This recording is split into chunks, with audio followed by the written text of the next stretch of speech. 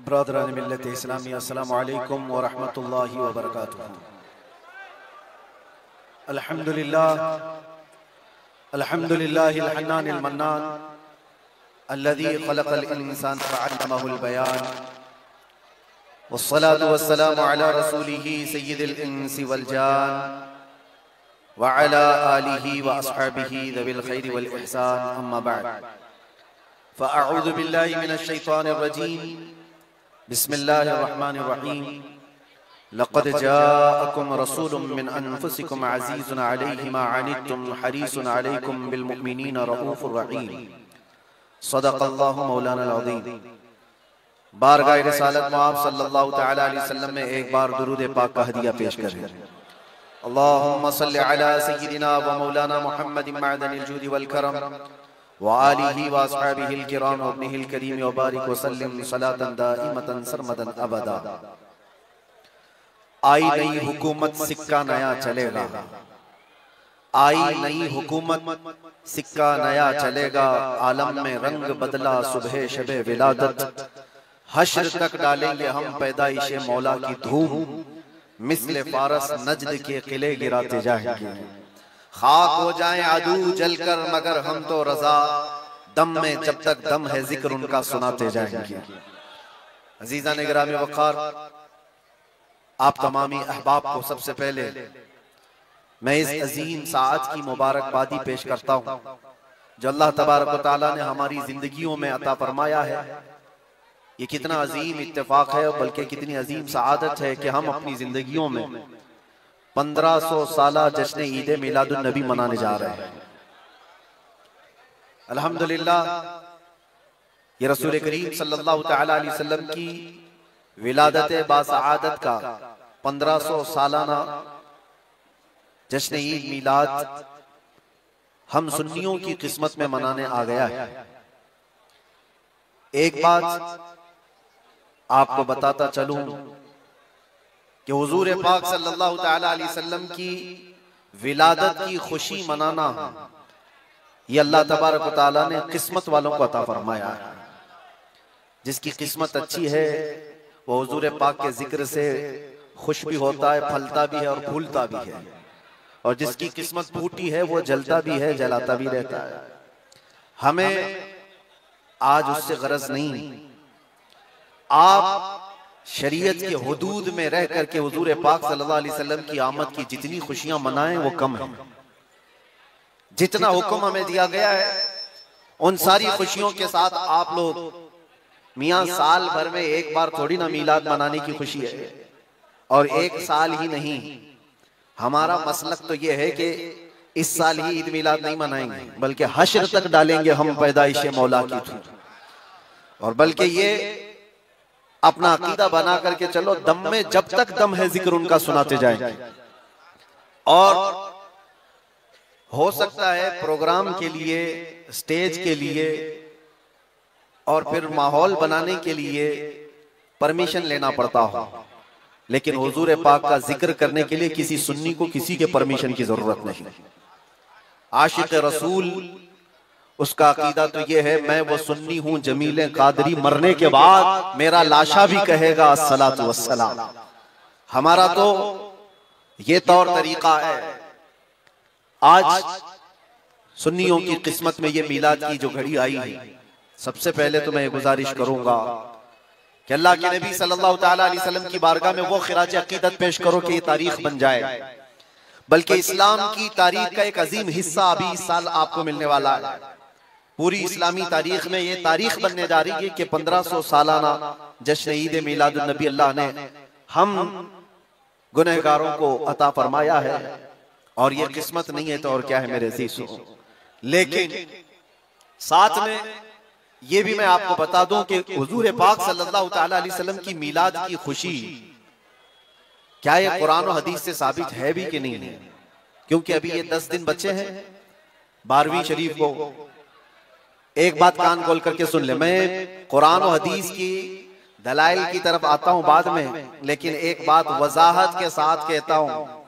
हुजूर पाक सल्लल्लाहु तआला अलैहि वसल्लम की विलादत बासआदत 12 रबीउल अव्वल शरीफ को हुई। असह रिवायात और अरजह रिवायात के मुताबिक हर साल हुजूर की विलादत की खुशी हम 12 रबीउल अव्वल को ही मनाएंगे, अगरचे किसी और की तरफ से, डिपार्टमेंट की तरफ से या पुलिस वालों की तरफ से जुलूस किसी और भी दिन निकलता हो, 12 रबीउल अव्वल को 12वीं ही होगी। हुजूर पाक सल्लल्लाहु तआला अलैहि वसल्लम की विलादत 12 रबीउल अव्वल शरीफ को हुई और ये कयामत तक डेट बदली नहीं जाएगी इंशाअल्लाह। और जो कुरान और हदीस की बात मैं अर्ज कर रहा हूं, सबसे बड़ी बात तो ये है, आप रसूल पाक सल्लल्लाहु अलैहि वसल्लम को खुदा समझते हैं या खुदा का रसूल समझते हैं?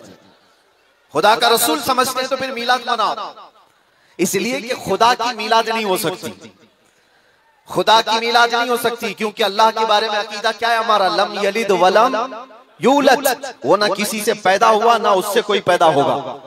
अल्लाह किसी से पैदा नहीं हुआ और अल्लाह के पैदा होने की कोई तारीख नहीं बनाई जा सकती, उसकी मिलाद नहीं हो सकती।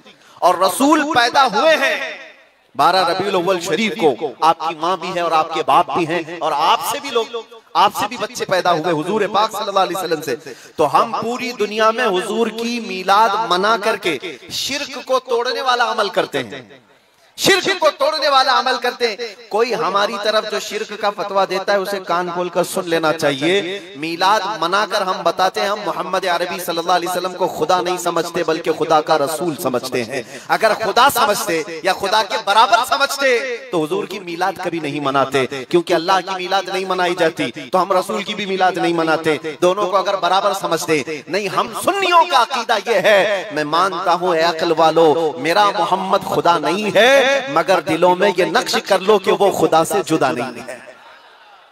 यह हमारा है। रसूल करीम सल्लल्लाहु तआला अलैहि वसल्लम की मिलाद मनाना शिर्क को तोड़ने वाला अमल है, शिर्क को खत्म करने वाला अमल है। और आपको एक बात ये भी बता दूं, हुजूर अकरम सल्लल्लाहु तआला अलैहि वसल्लम की विलादत जिस दिन हुई थी पूरी कायनात में बहुत कुछ तब्दीलियां आई थी, जो सही रिवायात में मौजूद है। बहुत तब्दीलियां आई थी। अरब उस वक्त जो रेगजार था, सहरा था, सब्जा देने लग गया, बारिशें बराबर होने लग गई। अरब में आज भी बारिश नहीं होती है, साल में 2-4 बार बारिश के खतरात गिर गए, अलग बात है। मौसम बाज़ाब्ता जैसे बारिश का यहाँ होता है नहीं होता। लेकिन जिस साल हुजूर पाक सल्लल्लाहु अलैहि वसल्लम की विलादत होने वाली, अरब में सब्जे उगने लग गए हैं या बारिश होने लग गई है। और उस साल जो हालात की तब्दीली थी, मुल्क शाम में एक नदी जो सूख चुकी थी वो अचानक जारी हो गई, पानी भर आया। और एक नदी जो हमेशा बहती वो अचानक सूख गई। एक आतिश कदा था 1000 साल से जिसकी आग को बुझने नहीं दिया गया था ईरान के नुजुमियों ने, आतिश परस्तों ने, अचानक वो आग भी गुल हो गई। एक ही दिन में सब चीजें हो रही हैं। और कायनात में ये जो बड़ी बड़ी तब्दीलियां हुई थी, उस दिन एक और तब्दीली, बुत सारे औंधे मुंह गिरे हुए थे, जो 12 रबीउल अव्वल शरीफ का दिन था। ये सही रिवायात से मैं बता रहा हूं, बुत औंधे मुंह गिरे हुए। लेकिन एक बहुत बड़ा मसला हुआ था जिसकी तरफ इमाम अहले सुन्नत फाजिल बरेलवी रहमतुल्लाह ताला अलैह अपने शेर में इशारा करते हुए फरमाते हैं, क्या एक बहुत बड़ी तब्दीली ये हुई थी कि मुल्क फारस का जो बादशाह है किसरा, उसका किला इतना मजबूत था कि उसकी हिफाजत के लिए 1 लाख फौजी खड़े रहते थे, सिर्फ किले की हिफाजत के लिए। और वो किला इतना मजबूत कि उनका दावा था, उनका चैलेंज था कि इसको कोई तोड़ नहीं सकता, इसको मिटा नहीं सकता। लेकिन 12वीं शरीफ का दिन या सुबह के वक्त अचानक किले के अंदर जलजला आया और दीवार फट गई। और ऐसी फटी कि उसमें से एक आदमी जा सकता है, आ सकता है। आज भी वो शक्शुदा दीवार के साथ किला मौजूद है इराक में, जिसको किलातुल किसरा कहा जाता है आज भी। अब आप अंदाजा करें 2000 साल से वो किला आज तक मौजूद है, तो उस वक्त कितना मजबूत रहा होगा। उस वक्त किले के अंदर जलजला आया और तख्त उलट गया, दीवार में दरार पड़ गई। वो दरार आज भी मौजूद है। बादशाह हैरान और परेशान। दूसरे दिन सारे नुजुमियों को बुलाया गया और पूछा गया कि ये क्या माजरा है कि इतना मजबूत किला कैसे ये टूट गया, या इसकी दीवार में शगाफ कैसे आ गई है। तो सारे नुजुमियों ने अपने इल्म के मुताबिक जो नतीजा निकाला, बादशाह से कहा, दर हकीकत ये जलजला आम जलजला नहीं है, ये तेरी दीवार का टूट जाना ये आम सी बात नहीं है। हमारा इल्म ये बता रहा है कि इस रुए जमीन पर अल्लाह का कोई नबी पैदा हुआ है जो तेरी सल्तनत को खत्म करने वाला है। एक बच्चा अरब में ऐसा आया है, आई नई हुकूमत, सिक्का नया चलेगा, आलम में रंग बदला, सुबह शबे विलादत। उस दिन जो हुआ था उसको इमाम अहले सुन्नत क्यों फरमाते हैं, वो एक दिन की बात है ना। हुजूर की विलादत हुई, फारस के किले में क्या हुआ, जलजला आया। हुजूर की विलादत इधर मक्का में हुई और मुल्क फारस में जलजला आया और किले के अंदर दरार आई। अब सुनो, आला हजरत कहते हैं हश्र तक डालेंगे हम पैदाइश मौला की धूम, यानी कयामत तक हम रसूलुल्लाह की मिलाद का जिक्र धूमधाम से मनाएंगे। इसका असर क्या होगा, फारस में तो देखा था किले में जलजला आ गया था, हुजूर के पैदाइश के जिक्र से ही किला हिल गया था। अब हम जब जिक्र करेंगे मिसले फारस नजद के किले गिराते जाएंगे, मिसले फारस नजद के किले गिराते जाएंगे। आज जिन लोगों के किले गिरते हैं या हिलते हैं वो जिक्र मुस्तफा से ही गिरते हैं, लेकिन उसका हमें कुछ असर नहीं होना चाहिए। खाक हो जाएं अदू जलकर मगर हम तो रजा, दम में जब तक दम है जिक्र उनका सुनाते जाएंगे। अजीजा ने गिराम वक़ार, मैं बहुत छोटे से वक्त के लिए आपके पास आया हूं, लेकिन एक अजीम मैसेज देकर कि मिलाद मुस्तफा सल्लल्लाहु अलैहि वसल्लम के मौके पर सारे सुन्नियों को यह चाहिए कि सिर्फ झंडे लगाने और कुमकुमे लगाने और बड़े बड़े नारे लगाने से ही ईद मिलादुन नबी का आप एहतमाम नहीं कर रहे हो, बल्कि हर सुन्नी आशिक रसूल को चाहिए कि वो इस मौसम में नहीं बल्कि पूरी जिंदगी उसकी है, लेकिन इस मौसम में खास तौर पर अपने नबी पाक सल्लल्लाहु अलैहि वसल्लम की सीरत तो पढ़ ले, मेरे आका सल्लल्लाहु अलैहि वसल्लम की बायोग्राफी मालूम हो जाए, हुजूर पाक की जिंदगी को समझ जाएगा। तो मेरे अजीजों, ये हवाओं के झोंकों से उसका कभी कुछ बाल बेका नहीं हो सकता। जो नबी पाक सल्लल्लाहु अलैहि वसल्लम को पढ़ा हुआ है वो तूफानों और आंधियों में अपना मजहब नहीं बदल सकता, वो लोगों की लालच पर अपना दीन का सौदा नहीं कर सकता। ये वही लोग हैं जो दीन के सौदा करते हैं जिन्होंने अपने नबी को नहीं पढ़ा। हुजूर पाक सल्लल्लाहु अलैहि वसल्लम को जिन आंखों ने एक बार देखा है वो सहाबा की जिंदगी तो देख लें, उनको खोलते हुए तेल में भी डाल दिया गया, मगर दामन मुस्तफा से हाथ हटाना तो दूर की बात है, जुबान पर लफ्ज लाना भी उन्होंने कभी गवारा नहीं किया।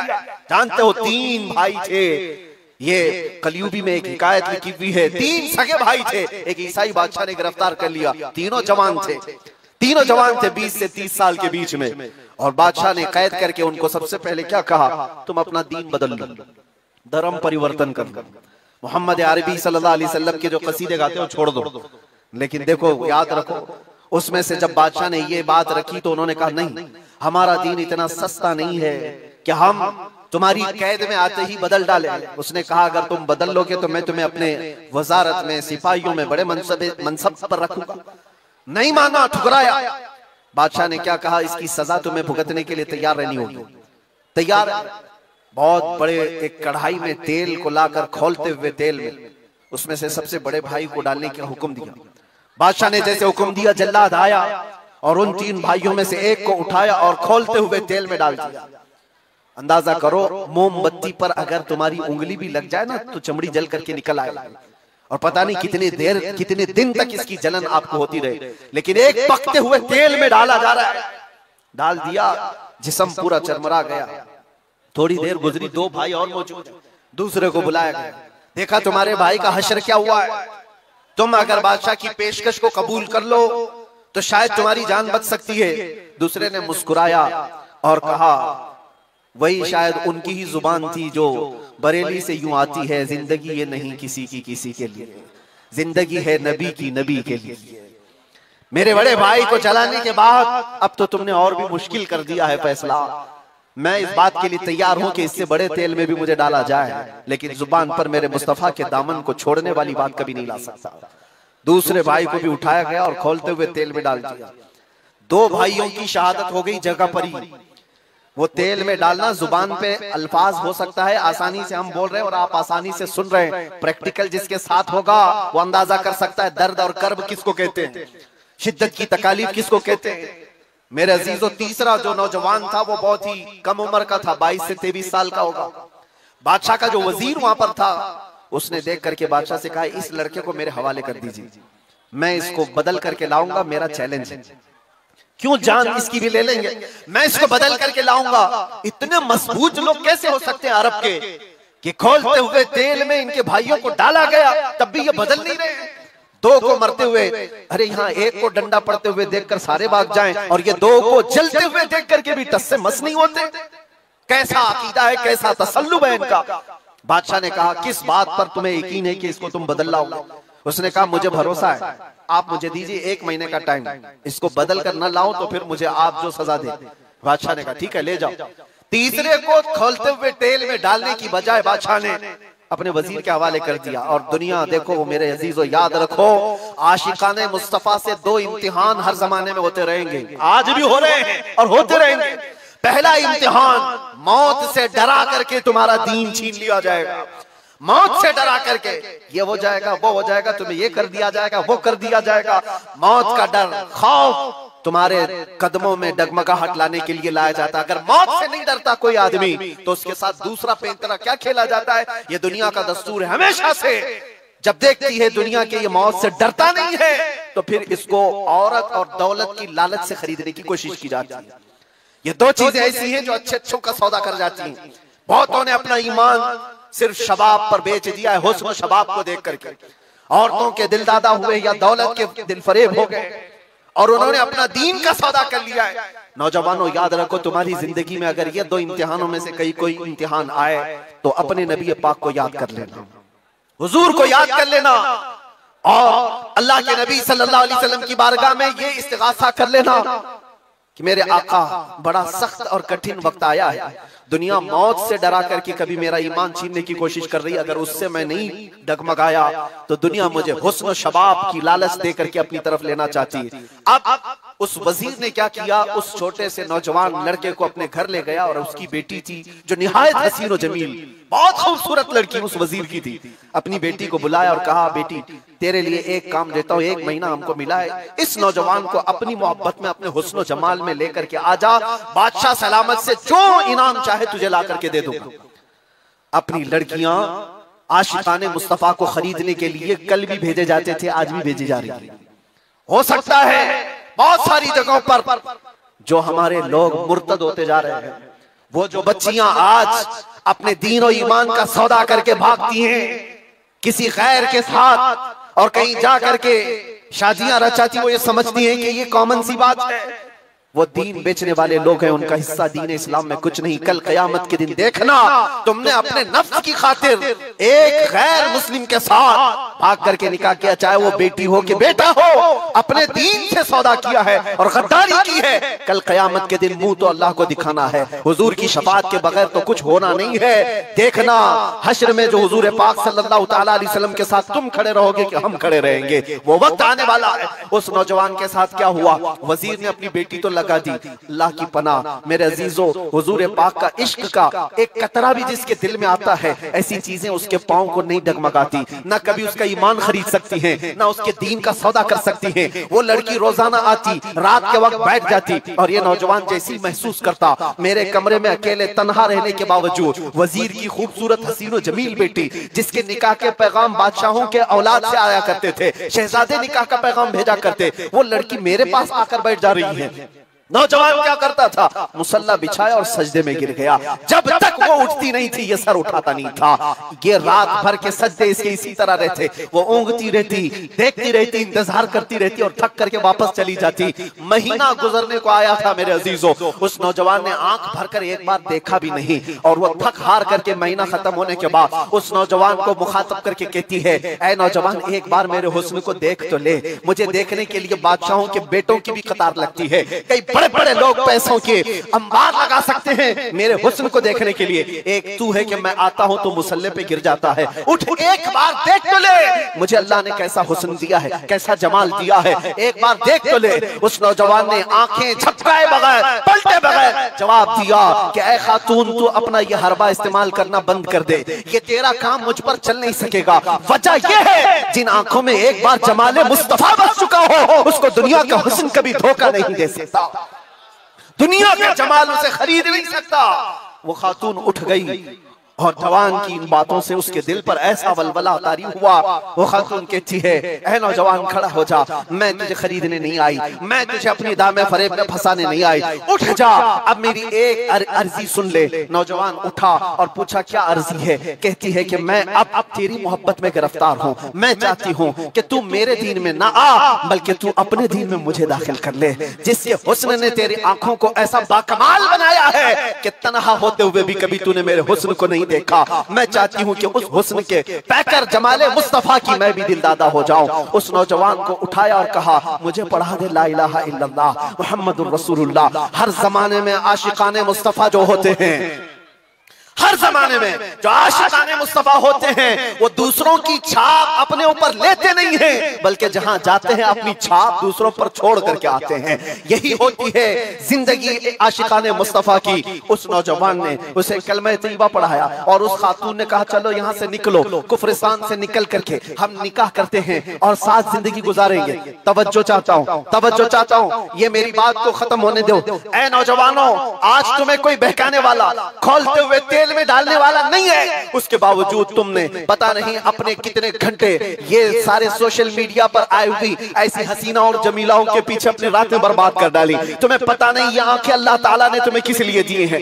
दुआ ये करो, कुछ ऐसा कर दे मेरे किरदिगार आंखों में, हमेशा नक्श रहे रूए यार आंखों में। उन्हें न देखा तो किस काम की है ये आंखें, कि देखने की है सारी बहार आंखों में। अजीजा ने गिरामी, उस नौजवान ने उस खातून की बात सुन ली और कहा, चलो मुझे इस जगह से, इस कैद से निकालो, हम ये शहर छोड़ देते हैं, ये मुल्क छोड़ देते हैं। उस खातून ने उस नौजवान को आजाद किया और साथ लेकर चल पड़ी। शहर भी छोड़ दिया, बाहर निकल पड़े। रात का वक्त है, अचानक वो आधा रास्ता तय किए कि पीछे से घोड़ों के दौड़ने की आवाज आई। तवज्जो चाहता हूँ, एक फौज आ रही है और हिनहिनाने वाले घोड़ों की आवाजें आने लगी। दोनों डर गए। नए लोग हैं, नौजवान लड़का है, नौजवान लड़की है और शहर से भागे हुए हैं, दीन इस्लाम कबूल करके निकले हुए हैं। बादशाह को हो सकता है खबर हो गई होगी, वजीर को पता चल गया होगा कि कैद से निकला हुआ ये फरार मुजरिम हमारा शहर छोड़कर जा रहा है। पूरी फौज आती हुई नजर आ रही थी। ये दोनों एक दरख्त के पीछे ओट पर छुप कर खड़े हो गए। पता नहीं अब इसके आगे क्या होने वाला है, हमें गिरफ्तार कर लिया जाएगा, हो सकता है हमारा भी अंजाम वही होगा जो हमारे दो भाइयों के साथ हुआ। लेकिन इत्तेफाक की बात है, वो घोड़े करीब से करीब आते गए, वो फौज करीब आ गई और जब आ गई तो करीब आकर वो फौज रुक गई। इन्होंने देखा नहीं ये फौज कौन थी, ये लोग कौन थे। दरख्त के पीछे छुपे हुए हैं नौजवान और वो दुशीजा। अचानक आने वाली फौज में से एक गरजती हुई आवाज आती है, नाम लेकर के नौजवान का पुकारा जाता है, ऐ फलां बिन फलां बाहर आ जा, बाहर आ जा। बाहर ये नौजवान आता है तो देखता है बादशाह की फौज नहीं है, वजीर की फौज नहीं है, बल्कि वो दोनों शहीद भाई घोड़े पर सवार है और सारी फौज में रसूलुल्लाह के वो शहीद सहाबा तशरीफ लाए हुए हैं। नारे तकबीर, नारे रिसालत, नारे रिसालत।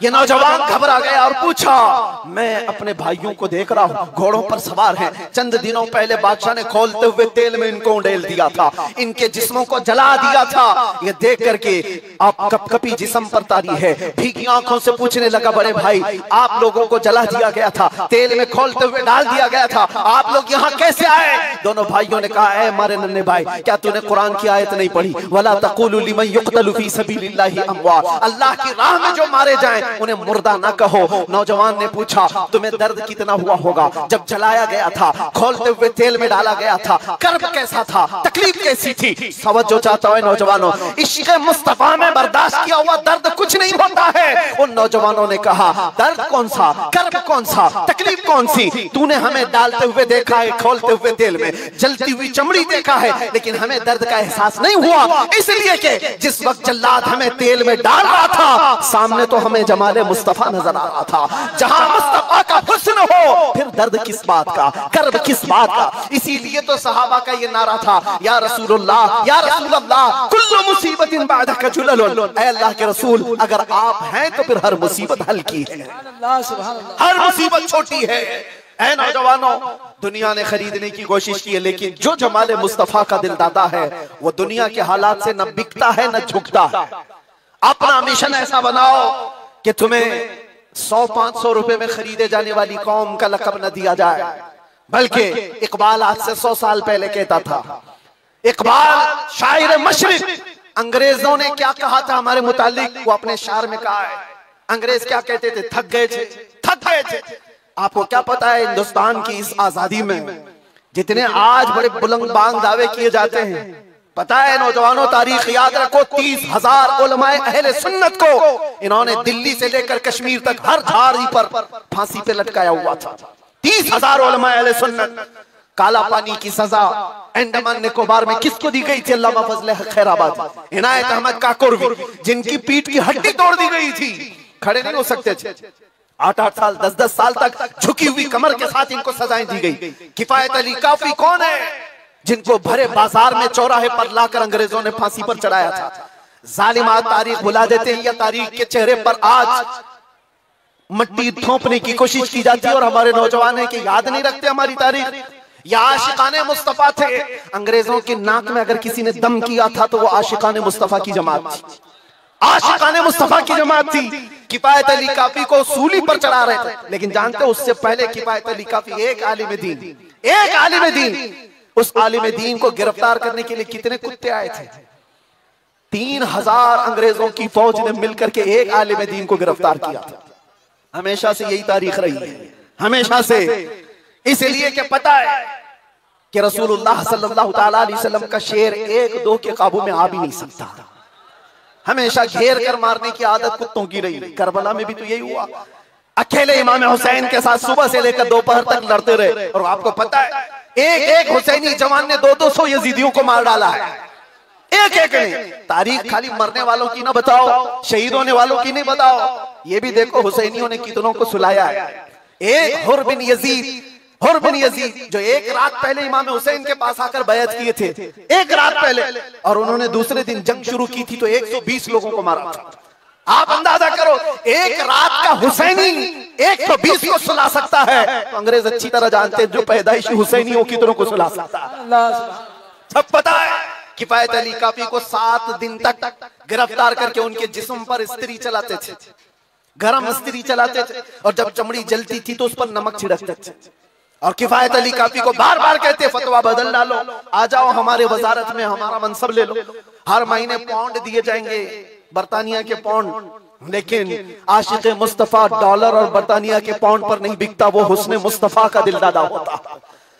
8वें दिन जब उनको फांसी पर चढ़ाया गया था, फांसी कोई आम चीज नहीं है मेरे अजीजों, जिसको सामने देख करके चच्चों की हालत खराब हो जाए। लेकिन किफायत अली काफी फांसी को देखकर कहने लगे थे, कोई गुल बाकी रहेगा न चमन रह जाएगा, पर रसूलुल्लाह का दीन हसन रह जाएगा। सब फना हो जाएंगे काफी वो, लेकिन हश्र तक नाम हजरत का जुबानों पर सुखन रह जाएगा, नाम हजरत का जुबानों पर चलन रह जाएगा। फांसी भी दे दी। ये सारे जो मामलात हुए आशिकाने मुस्तफा सल्लल्लाहु अलैहि वसल्लम हर जमाने में आजमाए गए। और मैं कह रहा था, क्या बात इधर उधर न जाए बात, अंग्रेज मजबूर होकर ये कहने पर आ गए थे, ये फाकाकश मौत से डरता नहीं जरा, ये फाकाकश मौत से डरता नहीं जरा। आशिकाने मुस्तफा ने हर जमाने में लोगों की नाक में दम कर रखा है, तादाद में थोड़ी ही क्यों ना हो, तादाद में थोड़ी क्यों ना हो, लेकिन डर इनको सबसे लगता है।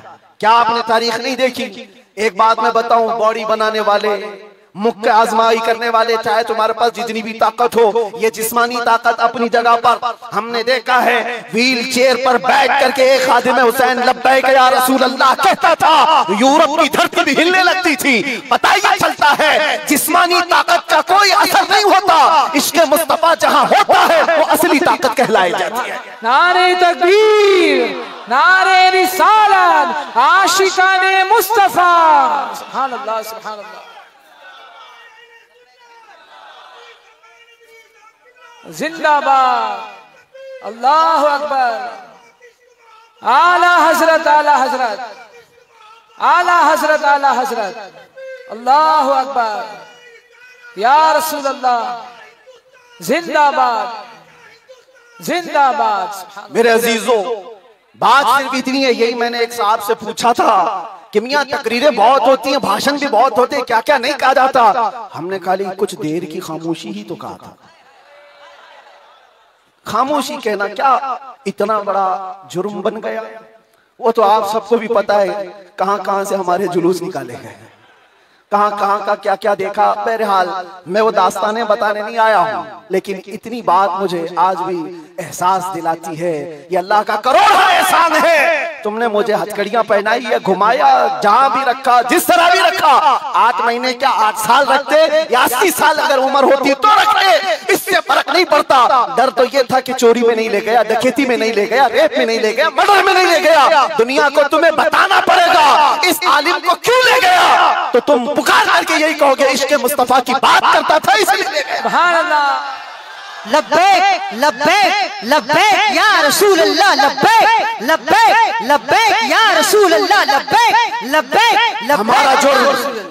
हमारा जुर्म यही तो है, दुनिया को तुम्हें बताना होगा क्या जुर्म किया था, अपनों को भी बताओ और दूसरों को भी बताओ। इसलिए मेरे अजीजों, कई मर्तबा ऐसा हुआ कि हमने अपने साहबों से पूछा भी था कि बात क्या है, छोटी सी बात को इतना ज्यादा क्यों बनाया गया। उन्होंने कहा बात छोटी है, लेकिन हमको ऐसा लग रहा है कि कई सालों से जो मरे हुए वो भी खड़े होने लग रहे हैं, कई सालों से जो सोए हुए हैं वो भी उठने लग रहे हैं। हम नहीं चाहते कि इस तरह का माहौल बन जाए, लेकिन याद रखना मेरे अजीजों, इश्क़ मुस्तफा पर बात करना, इज्जत मुस्तफा का चर्चा करना, अगर ये जुर्म है तो ये जुर्म मौत तक 1000 बार हम करते रहेंगे, 1000 बार करते रहेंगे। इसलिए कि इससे कोई समझौता नहीं। हाँ, हम कानून के खिलाफ कोई बात नहीं करते। अगर अपने नबी पाक की इज्जत की बात करना जुर्म है तो ये जुर्म तो हम करते ही रहेंगे, ये करता रहे, हर नौजवान भी करेगा। नामे मुस्तफा लेना कोई जुर्म नहीं है, हुजूर की इज्जत की बात करना कोई जुर्म नहीं है।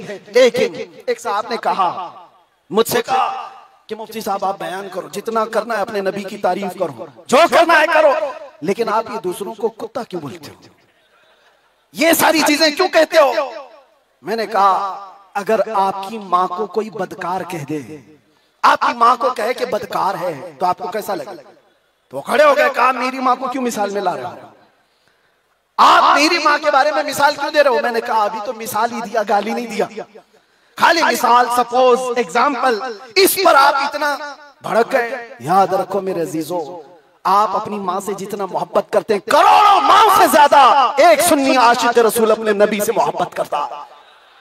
हमारी जाने कुर्बान उस नबी पाक की जात पर। आप रुए माज़ना में मुस्तफास, आप क्या समझते हो दुनिया में जो इज्जत है वो हमारी टोपी दाढ़ी से है, हमारे जुब्बे कुब्बे और हमारे रंगो नस्ल से है। हमें इज्जत हमारे रंगो नस्ल और हमारे नाम और नमूद, हमारे इल्म और हमारे मनसब, हमारी पगड़ी और हमारे जुब्बे नहीं दिलाते। हमें जो इज्जत मिलती है वो किस बात पर, जब तक बिके न थे तो कोई पूछता न था, या रसूल अल्लाह तुमने खरीद कर हमें अनमोल कर दिया। ये नाज ये अंदाज हमारे नहीं होते, झोली में अगर टुकड़े तुम्हारे नहीं होते, जब तक के मदीने से इशारे नहीं होते, रोशन मेरी किस्मत के सितारे नहीं होते। बेदाम ही बिक जाए ये बाजार नबी में, इस शान के सौदे में खसारे नहीं होते।